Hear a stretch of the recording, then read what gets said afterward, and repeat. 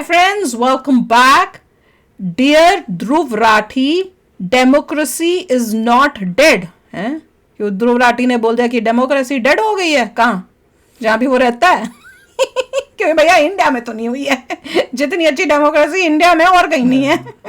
India तो example set कर रहा है पूरे वर्ल्ड के लिए कि इतनी बड़ी पॉपुलेशन होने के बाद भी कैसे डेमोक्रेटिक रहते हैं। देखिए, मैंने कहा था जब तक कोई भी इंसान फ्रीली अपनी पार्टी बना सकता है, फ्रीली इलेक्शंस में पार्ट ले सकता है, तब तक डेमोक्रेसी खत्म नहीं होगी।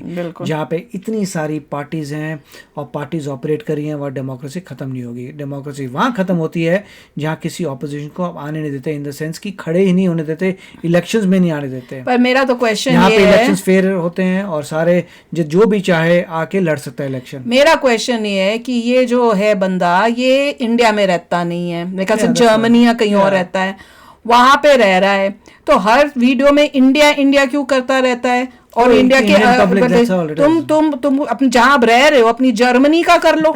इतना ही तुमको है ना, तुम इंडिया में रहते हो, पॉजिटिव तुम चीजें करते नहीं हो, नेगेटिविटी में फैलाते रहते हो, गलत मिस इन्फॉर्म कर रहे हो लोगों को। पता नहीं, चलो पहले देखते हैं हुआ क्या। मुझे तो पता नहीं एंड ऑफ डेमोक्रेसी क्या उसने बोला था, क्या है, मैं तो गेस मार रही हूँ। तो चलो वीडियो शुरू करते हैं। वीडियो शुरू करने से पहले अगर आप चैनल पर नए हो और आपने अभी तक सब्सक्राइब नहीं किया तो जल्दी से पहले सब्सक्राइब के बटन और बेल आइकन को क्लिक कर लो ताकि आपको हमारे सारे न्यू वीडियोस के नोटिफिकेशन मिल जाए जैसे हम अपलोड करें।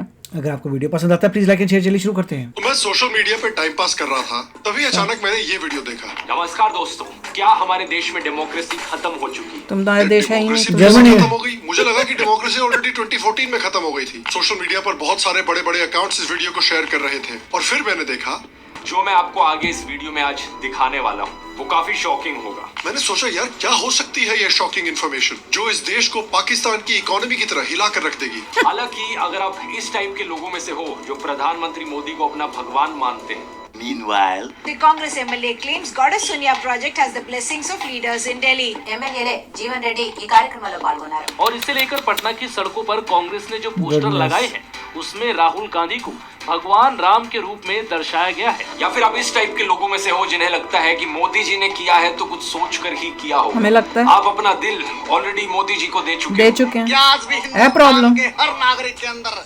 हिंदुस्तान के हर युवा के अंदर जोश के खून बल्ड में राहुल जी का प्यार है।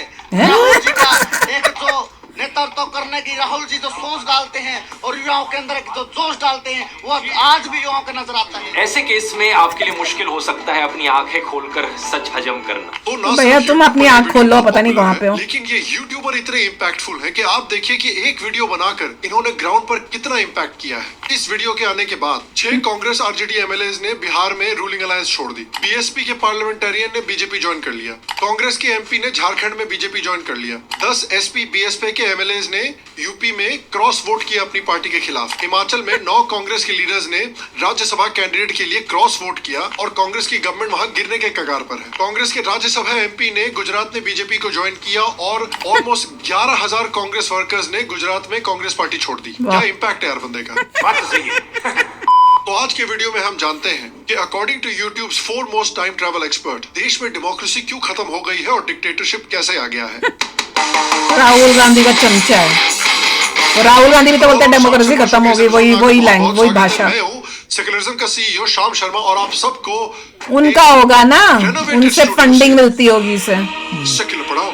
तो बहुत टाइम से मैं अपने स्टूडियो को रेनोवेट करने की कोशिश कर रहा था। आपने देखा था काफी ब्लैंड बैकग्राउंड हुआ करता था। क्या वो लगाया हुआ है, वो क्या है, हथौड़ा क्या बोलते हैं उसको, चालू किया है। अभी भी क्या बोलते हैं उसको, अभी भी वो काटने वहां पर हिंदी में क्या बोलते हैं उसको, कुल्हाड़ी। Over the next few weeks आप देखिए छोटे मोटे इंप्रूवमेंट्स कुल्हाड़ी का रखिए। अभी जितना आपने देखा है वो आपको कैसा लगा नीचे कमेंट सेक्शन में। कुल्हाड़ी नहीं अच्छी लगी। तो YouTube के जो दुग्गल साहब हैं उन्होंने इस डेमोक्रेसी वाली वीडियो को अपना सबसे इम्पोर्टेंट वीडियो कहा। अगर आप सही मायनों में देश की परवाह करते हो तो आज भाई तुम पहले देश में तो आ जाओ फिर बात करना। अब देखिए इन्हें दुग्गल साहब क्यों कहा जाता है, क्योंकि देखिए जिस तरह मुझसे शादी करोगी फिल्म में दुग्गल साहब एक दिन अंधे थे, एक दिन काणे थे, एक दिन बहरे हुए करते थे, उसी तरह से YouTube के दुग्गल साहब एक दिन डेमोक्रेसी के एक्सपर्ट हैं, एक दिन पोल्यूशन के एक्सपर्ट हैं, एक दिन टाइम ट्रैवल के एक्सपर्ट हैं, इसके एजुकेशन क्या है और एक दिन फ्लाइंग कार्स के एक्सपर्ट हैं। लेकिन ऑनेस्टली मुझे हर लगा टाइप के टॉपिक कर लेता है। वीडियो ऑलरेडी बना रखा है। मुझे लगा उनका सबसे इंपॉर्टेंट वीडियो था जब उन्होंने सिंगल हैंडेडली एक ही वीडियो में इजराइल और पैलेस्टाइन की प्रॉब्लम सॉल्व कर दी थी। स्पाइडरमैन फिल्म का कोट है, with great power lies great responsibility. दोनों साइडों को देखो,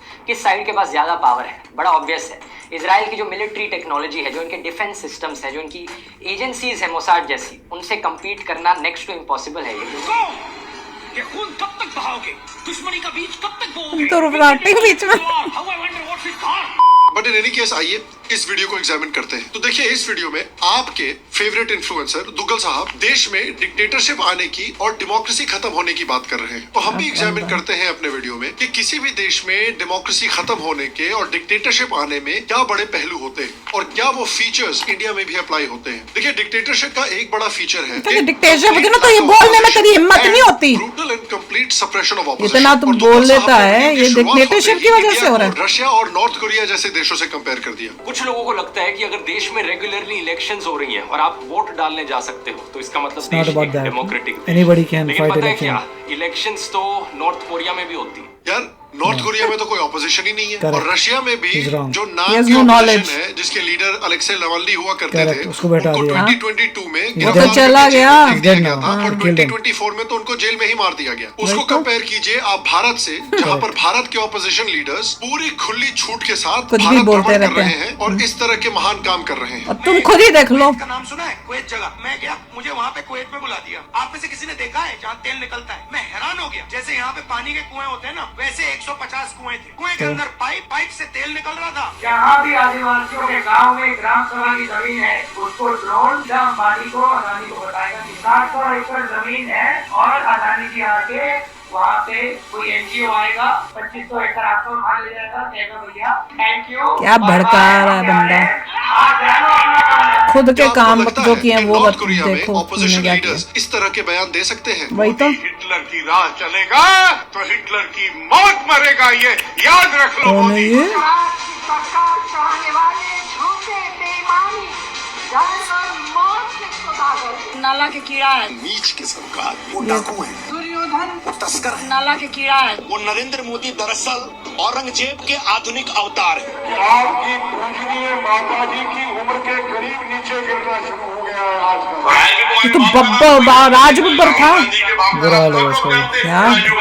नरेंद्र मोदी उनका सौदागर, गंगा का सौदागर है। देखिए इलेक्शन कमीशन की लेटेस्ट रिपोर्ट के मुताबिक इंडिया में 8 नेशनल पार्टीज हैं, 55 स्टेट लेवल पॉलिटिकल पार्टीज हैं और 2600 दूसरी अलग अलग साइजेस की पार्टीज हैं। ऑनेस्टली मछली बाजार में और पालिका बाजार में इतनी वैरायटी आपको नहीं मिलेगी। वहीं नॉर्थ कोरिया में इन कंपैरिजन सिर्फ एक पॉलिटिकल पार्टी है, रशिया में सिर्फ 27। उसको कंपेयर कीजिए इंडिया की 2600 से। और जहां तक डिक्टेटरशिप की बात आती है तो अगर मोदी जी एक डिक्टेटर हैं तो ऑनेस्टली दुनिया के सबसे घटिया और बेकार डिक्टेटर है। क्या आपको पता है कि मोदी इतने बेकार डिक्टेटर हैं कि आज भी 14 स्टेट्स में और 2 यूनियन टेरिटरीज में नॉन बीजेपी सरकार है। देश की पार्लियामेंट में 227 नॉन बीजेपी एमपीज हैं, 1500 से ज्यादा नॉन बीजेपी एमएलए। इलेक्शन से पहले अपने प्रोपेगेंडा कर रहे हैं ये लोग। तो इनके डिक्टेटरशिप की हालत देखिए। 2015 में दिल्ली में और बिहार में चुनाव हारे, 2017 में पंजाब में और गोवा में चुनाव हारे, 2018 में मध्य प्रदेश, छत्तीसगढ़ और राजस्थान में चुनाव हारे, 2019 में झारखंड में चुनाव हारे, 2021 में वेस्ट बंगाल, तमिलनाडु और केरला में चुनाव हारे। इस समय रॉयल चैलेंजर्स बैंगलोर और बीजेपी के बीच में कंपटीशन चल रहा है कि पहले क्या होगा, रॉयल चैलेंजर्स बैंगलोर एक ट्रॉफी जीतेंगे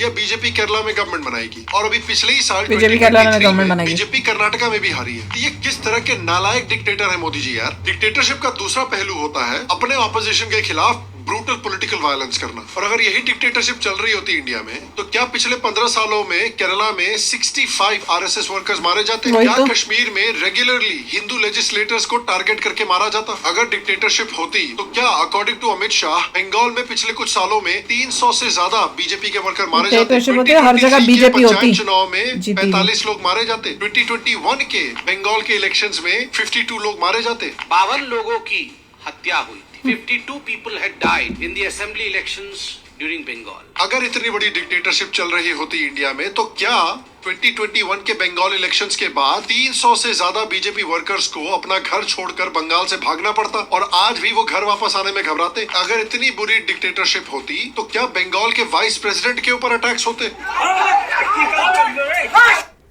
मैं तो ये बोलूंगी कि अगर डिक्टेटरशिप होती तो तुम्हारे में ये हिम्मत होती कि तुम ये वीडियो डिक्टेटरशिप वाली बना के यूट्यूब में लगा सकते?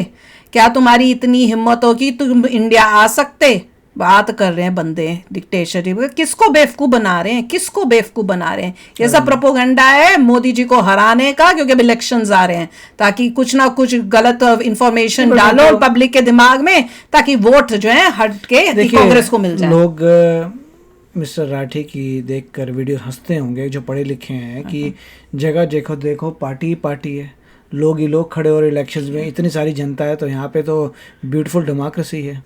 हद ही है, समझ नहीं आता। लोग तो हंस रहे होंगे जो पढ़े लिखे, क्या बात कर रहे हैं, इतनी सारी पार्टियां, अगर मैं चाहूँ तो मैं खड़ा हो जाता हूँ, प्रॉब्लम क्या है? पहले तो आई थिंक डिक्शनरी में खोल के देखना चाहिए कि डेमोक्रेसी की डेफिनेशन क्या होती है, पहले वो तो पता कर ले, फिर जाके वीडियो बनाए।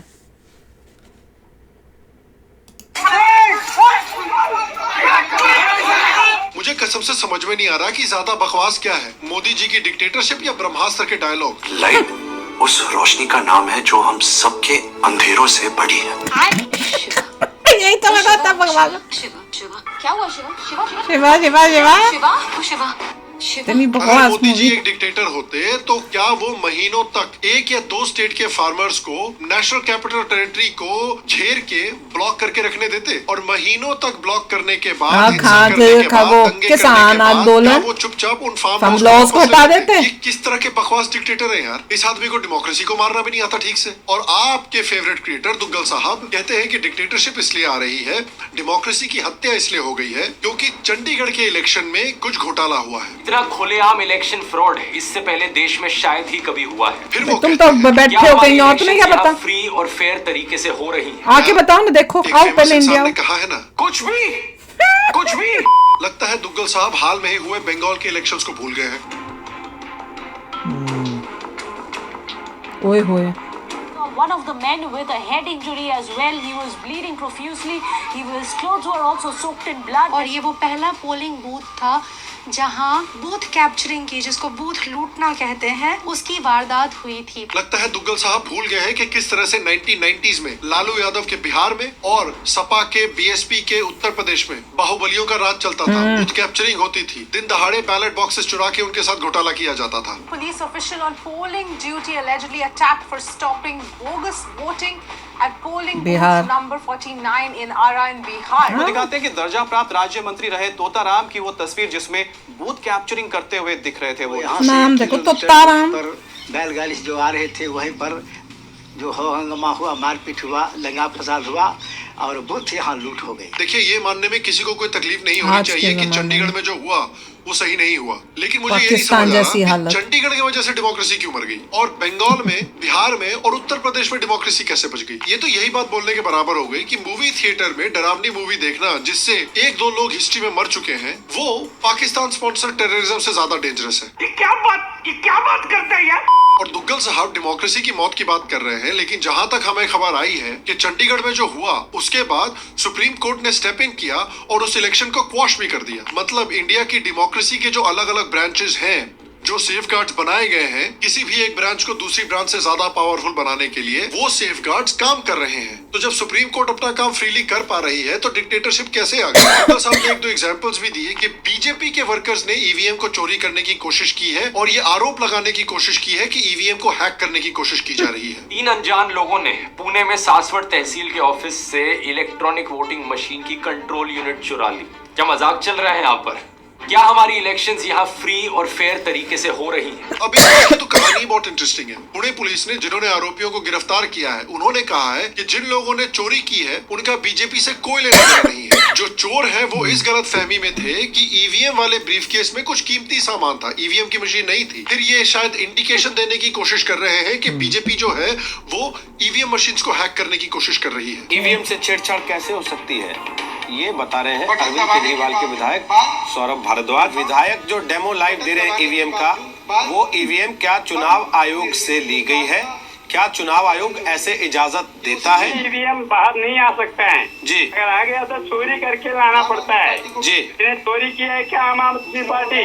अब देखिए इसके रिस्पॉन्स आम आदमी पार्टी ने मशीन को चोरी करके लाया, अलाउड ही नहीं होता ऐसा निकलना। चैलेंज दिया था कि आप आइए और प्रूव करके दिखा हाँ, दीजिए याद है कि मुझे ये। EVM हैक हो सकता है कि नहीं। याद है मुझे, किसी भी नहीं आया पॉलिटिकल कोई। पार्टी ने इस चैलेंज को एक्सेप्ट नहीं किया। इसके बाद भाई साहब बोलते हैं कि डेमोक्रेसी इसलिए मर गई है क्योंकि मोदी जी पुलवामा के शहीदों के नाम पर वोट मांग रहे थे। प्रधानमंत्री मोदी ने 2019 की इलेक्शन से पहले बड़ी ही बेशर्मी से वोट्स मांगे मार्टियर्स के नाम पर, कैसे लैंग्वेज यूज कर रहा है बंदा। मुझे ये नहीं समझ आ रहा कि पुलवामा के शहीदों के नाम पर वोट मांगना चाहे एथिकल हो या अनएथिकल हो, इससे डेमोक्रेसी मर कैसे गई? क्या रिलेशन है? ये तो वही बात हो गई कि कोई बोले कि भाई मेरे दादाजी का निधन हो गया क्योंकि मैंने 2 दिन तक चड्डी नहीं चेंज की। क्या रिलेशन है दोनों चीजों में? कोई सेंस है इस बात की? और जहां तक आर्मी का इस्तेमाल करने की बात है पॉलिटिकल रीजंस के लिए, तो दूसरी पार्टीज भी ऐसा कर चुकी हैं। तो आप सबसे मेरी यही प्रार्थना है कि इस समय हम और आप चाहे वर्दी न पहने, चाहे हमारे हाथ में बंदूक नहीं हो, लेकिन हम कोई कम सिपाही नहीं है उनसे जो सीमा पर लड़ रहे हैं। तुम कम सिपाही हो उनसे। अपना काम करें तब हम असल जाके में देखो अपने बॉर्डर पे जवानों पता को चला। वो सहायता दे सकेंगे जिसकी आवश्यकता उनको और हमारे देश को है। और दूसरी पार्टीज के पूर्व प्रधानमंत्री भी हैं जो आर्म फोर्सेस का इस्तेमाल कर चुके हैं इलेक्शंस के लिए। क्या वो आतंकवाद से डरते हैं? क्या वो आतंकवादियों की धमकी से डरते हैं कि वो बोल भी नहीं सकते हैं आतंकवाद के खिलाफ? और जो लोग आतंकवाद के खिलाफ बोलने को तैयार राजेश नहीं हैं, खन्ना। वो आतंकवाद का मुकाबला कैसे कर सकते हैं? आज हम भारत के 83 करोड़ लोगों के सामने आए हैं आपसे ताकत मांगने के लिए, आपसे शक्ति मांगने के लिए। तो मैं ये समझना चाहता हूँ कि क्या इंदिरा गांधी ने डेमोक्रेसी को मार दिया था, फिर डेमोक्रेसी जिंदा हो गई, फिर राजीव गांधी ने मार दिया, फिर डेमोक्रेसी जिंदा हो गई और अब फिर मोदी जी ने मार दिया? सारा डेमोक्रेसी है कि टर्मिनेटर है बे, मर ही नहीं रही है। सही पकड़े हैं। और मोदी जी ने बीजेपी के लिए वोट नहीं मांगा था शहीदों के नाम पर। मोदी जी ने सिर्फ इलेक्शन में यूथ को वोट डालने के लिए कहा था। मैं मेरे फर्स्ट टाइम वोटर से कहना चाहता हूं कि आपका पहला वोट पुलवामा में जो वीर शहीद हुए, उन वीर शहीदों के नाम आपका वोट समर्पित हो सकता है क्या? डिक्टेटरशिप का अगला एग्जाम्पल दुग्गल साहब देते हैं कि भाई बीजेपी की जो गवर्नमेंट है वो इलेक्शन कमिश्नर अशोक लवासा के खिलाफ सर्वेलेंस कर रही है। बाद में पता चला कि इन इलेक्शन कमिश्नर का नाम था इसको कहाँ से पता चलता है? ये तो जर्मनी कहाँ बैठे, जर्मनी बैठे हैं। बहन सभी को सरकारी news. Citizen commission on elections ने अपनी रिपोर्ट में बताया कि Ashok Lavasa team is reading the news finding out. ये सिर्फ एक यूट्यूबर है और कोई इसका कोई पढ़ाई लिखाई कोई प्रोफेशन नहीं है। डेमोक्रेसी है या डिक्टेटरशिप? तो मैं फिर से कहना चाहता हूँ कि अगर इससे डेमोक्रेसी मर रही है तो 2010 में यूपीए गवर्नमेंट ने आंध्र प्रदेश चीफ मिनिस्टर चंद्रबाबू नायडू का फोन टैप किया था। 2013 में यूपीए गवर्नमेंट ने सीबीआई डायरेक्टर रंजीत सिंह के पीछे पूरी इन्वेस्टिगेटिव टीम लगा दी थी। 2014 में यूपीए गवर्नमेंट ने झूठे केस में लेफ्टिनेंट जनरल तजिंदर सिंह के ऊपर सीबीआई को छोड़ दिया था। भारत के एक्स जनरल वीके सिंह ने भी कहा था कि यूपीए गवर्नमेंट उनको परेशान कर रही थी सिर्फ इसलिए क्योंकि वो एक फोटो में मोदी जी के साथ देखे गए थे। तो मैं समझना चाहता हूँ कि इन सारे एग्जाम्पल्स में डेमोक्रेसी कैसे बच गई? क्या डेमोक्रेसी इन सारे एग्जाम्पल्स में नियो की तरह बुलेट्स को डॉज कर रही थी और फाइनली मोदी जी की गोली लग गई डेमोक्रेसी को?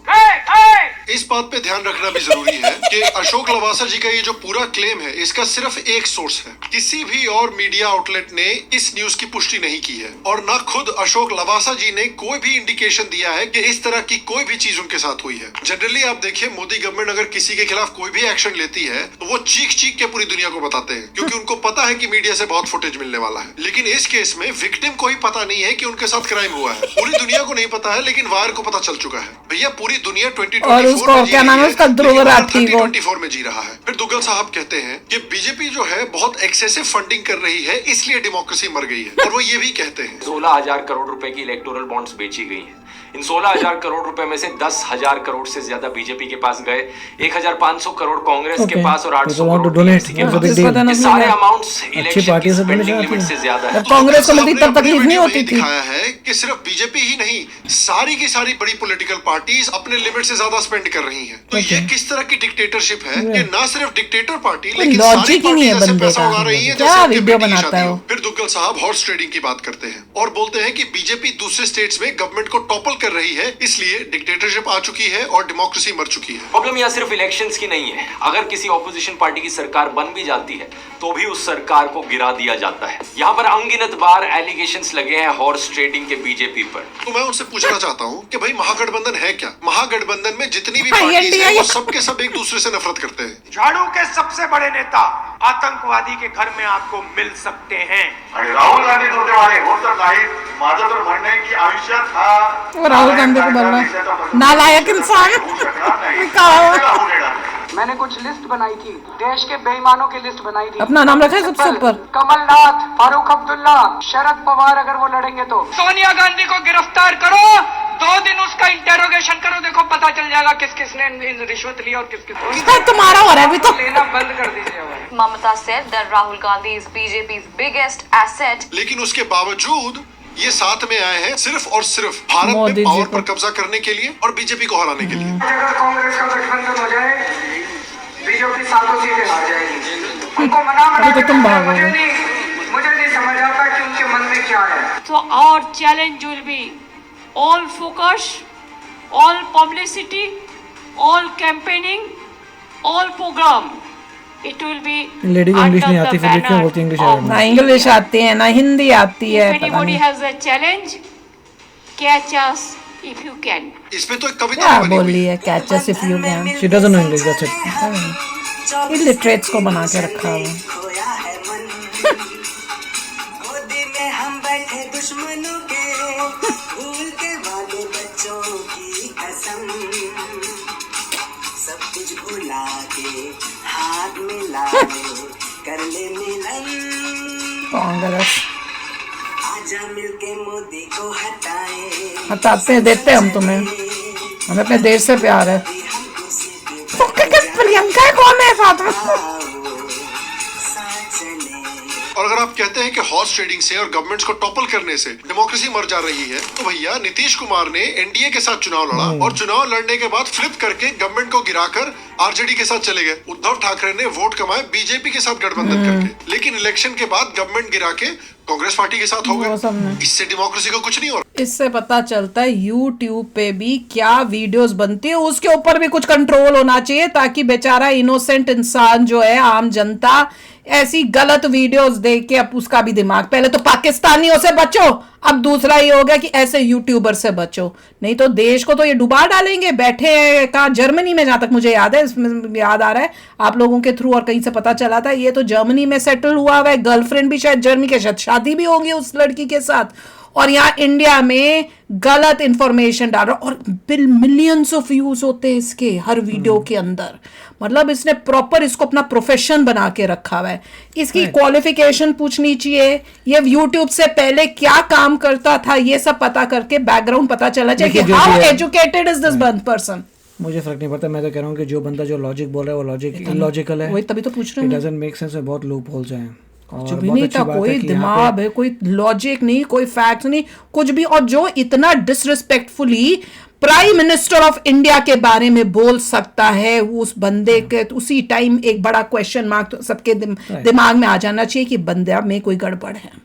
अब प्राइम मिनिस्टर ऑफ इंडिया, जिसको सब लोग इतना रिस्पेक्ट दे रहे हैं, जिसने अपने इंडिया का नाम इतना ऊंचा किया है, बड़े बड़े दूसरी कंट्रीज के लीडर्स खास आके हाथ मिलाते हैं मोदी जी के साथ।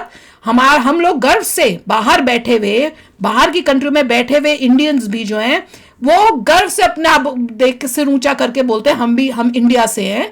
वो पहले सिचुएशन नहीं थी। मैं यही कह रहा हूँ, मुझे पता नहीं कितने लोग देख के, बहुत लोग हैं, बहुत लोग मानते हैं। वो हो सकते हैं जो ऑलरेडी कांग्रेस से अलाइंड है, शायद वो देखते होंगे, बट जो लॉजिकली देख रहा है वो बोलेगा कि भाई जो तुम बोलो दैट इज नॉट करेक्ट। पर ब्लाइंडली क्यों कांग्रेस के पीछे जाना?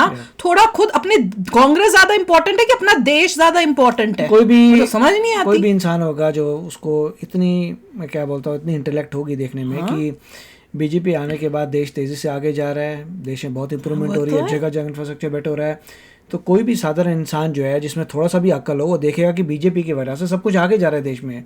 अगर तुम्हारे वहाँ पे रीजनल पार्टी है, तुम्हारी प्रॉब्लम है, मगर जहाँ जहाँ बीजेपी है और पूरे देश को देखें, India is moving very fast forward जा रही है इंडिया। देयरफॉर इम्पोर्टेंट है कि बीजेपी को वोट दिया जाए। मैं तो बोलूंगी किसको कि भाई तुम जरा इसी टाइप की एक वीडियो जहाँ बैठे, अगर जर्मनी में बैठे हैं तो जरा ऐसी एक वीडियो जर्मनी में भी उनके वहाँ के प्रेसिडेंट प्राइम मिनिस्टर के बारे में बनाकर दिखाओ ना, तब मानेंगे।